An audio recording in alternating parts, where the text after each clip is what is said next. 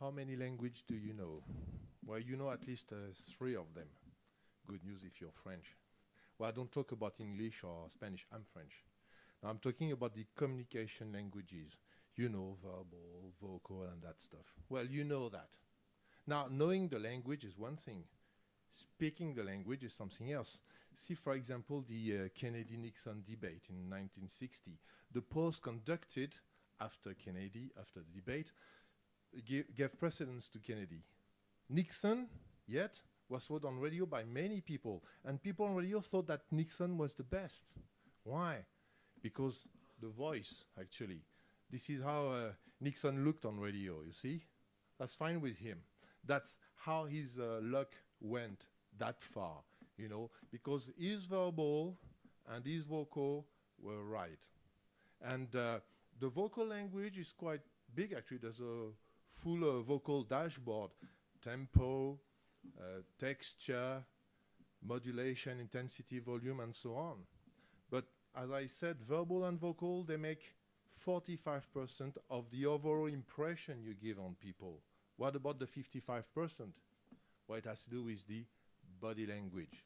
The body language is made of posture, facial expressions, gestures, and you know, when the body language doesn't match the verbal language, then people always go for the visual, the body language. And look at Nixon now on TV. He looks tired, you see, like leaning on the public stand. And he was tired. Look at Kennedy, he looks fresh. And he was fresh. They didn't say, but the body said it. People read it. And finally, Nixon lost. So why do we do that? Because verbal language always demands conscious decoding. When I was a kid, this painting was nonsense to me. I mean, come on, this is an apple. Well, can you eat a canvas? No, okay. But still, we go for the visual. It looks like an apple. Yes, but it's not. I don't mean that words are not important. Actually, you have 3 dimensions in words. People think there's only one word, one definition. But actually, no, much more than that. Well, let's take an example. If I say a red car and a horse, you connect that with what word? Ferrari, yes. You see? You're good. Now comes the second dimension, mental picture. It's not because you guessed Ferrari that you had this picture in mind. Actually, you have as many pictures of Ferrari as people here, provided you're acquainted with cars. And I can still focus, or I would say tune or synchronize you on one specific picture. Now, if I go back to the example and I say a red car and a horse, sorry. Do you expect to see what you will see now? A red car and a horse? Probably not. What will you see? It's about to come. That's it. You see, red car, yes. Horse, yes. Not quite what you expected. And now comes the third dimension, experience, feelings. Some have been laughing, others smiled, others a bit amused, and others poker face. Well, that's the problem. One word, one definition, perhaps one mental picture, but a full array of feelings. And let's prove it. I show you another drawing, and just reflect on it. What does this drawing show? And I guess you can get the message quite quickly. Now, question, is it a boy? Is it a girl? A grandchild? What about the old person? Grandparent? Grandpa? Grandma? Who thinks? Who speaks? Who says what to whom? Yet, you get the message, generation gap, you know? So, remember, 3 dimensions in the word. Mother, one definition. How many mental pictures? As many mothers as you have people here. Well, let's talk about my mom. I show you my tattoo on my... No, I don't have any.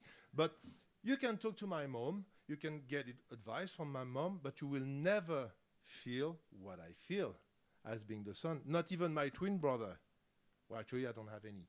But the point is, you will never be able to 100% superimpose your feeling on others and vice versa.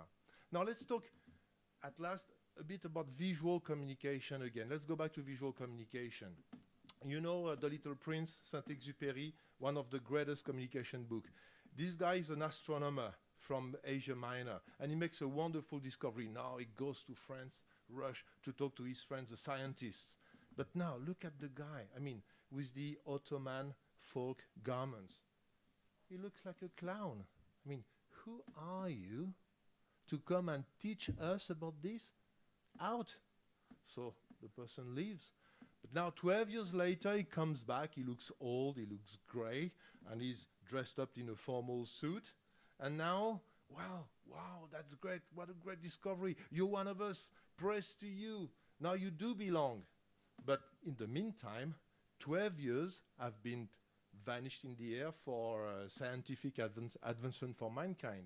So remember, communication has to do with 3 languages. And it's not just about words, it's also about the voice, it's also about the body. So the voice speaks, whether you're a message sender or message receiver. The voice speaks. What does the voice say? The body speaks.